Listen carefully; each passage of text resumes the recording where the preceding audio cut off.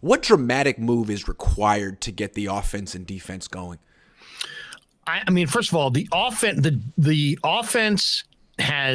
the defense has carried the offense in the first month. Now it's time for the offense to carry the defense.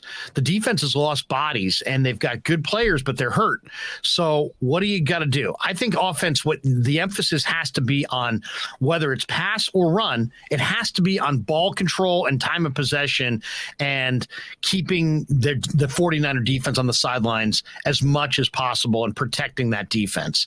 So that'll be the game plan. The question is, do you do it with more of a run it down your throat approach, or do you do what Tom Brady and the Patriots did there for years, where they go four wide, they spread everybody out, they empty the backfield, sometimes 4 and 5 wides, and just spread everybody out and go to the short passing game. To me, I could take either, but ball control is a must. And I think you're going to have to protect your defense for the next few weeks as they somehow rest up. Or the other requirement, I would say, is you need to add more bodies on defense. If you can trade for a William Jackson, the corner from the Raiders, I would do it. If you could sign Sue, who's a free agent, I would consider it. If you could promote Marcelino McCrary Ball from the practice squad and sit down Dre Greenlaw or Fred Warner, I would do it.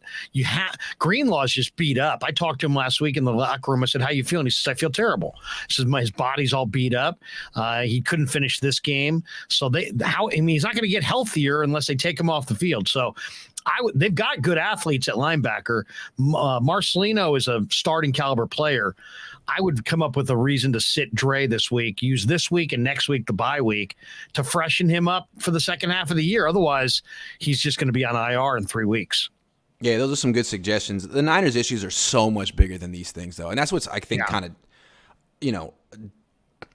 I don't know what the word is, but disheartening. I mean, let me give you a stat. The Niners were winning 10-0 in this game against the Chiefs. They were winning 10-0. Like, they scored 10 points in the first 8 minutes and then scored 13 points in the next 52.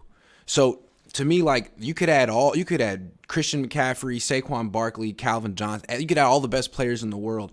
Is Kyle Shanahan just out of ideas after his script? Because that's what it looks like every week. Once he gets past his script, the offense loses all rhythm. He loses all ideas. He has no adjustments. Christian McCaffrey can't fix that.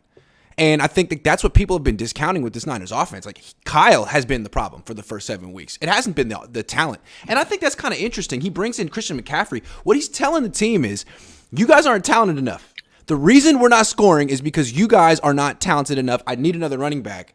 And that's quite an interesting message to send when Jeff Wilson Jr. is balling, George Kittle's playing pretty well, Ayuk's balling, Debo isn't super balling, but he's pretty good. I mean, it's just a very interesting dynamic that's going on between the players and the coach of this team, and they got to get on the same page because they freely admit that they're not on the same page.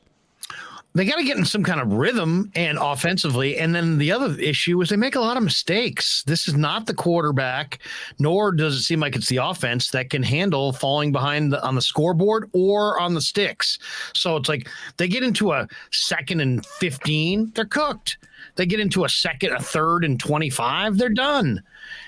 Kansas City, they're losing at halftime, they're done. They're 7-30 under Kyle Shanahan when they're losing at halftime. That's unacceptable. Yeah, 7 and 30 is unacceptable. I mean, they're at no point in yesterday's game did I feel like the 49ers were going to win. No point. Even when they were up 10-0. Right. There's still plenty of time at that point. And I know what Kansas City is made of offensively.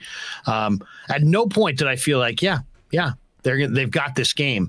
And that's, there is, what'd you say that was? 7 and what? 7-30 when losing at halftime. 7-30 when losing at halftime by any margin.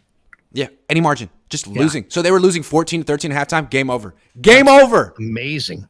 Yeah, So it's all Kyle. He's got to figure it out. And it's great that you added Christian McCaffrey. He's a nice player. And with Debo Samuel injured, they're going to need Christian McCaffrey. But you know what? Even with him and Debo, they scored 23 points. Kyle figured out. And everyone realizes it's on Kyle. Forever, he always has had like a scapegoat. But now it's like fans, his teammates, his players. They're like, I don't know, man.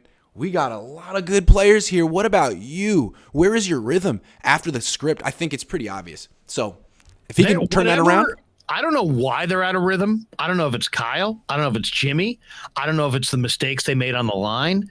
See, how many penalties for the offensive line in yesterday's game? Had to be at least 7.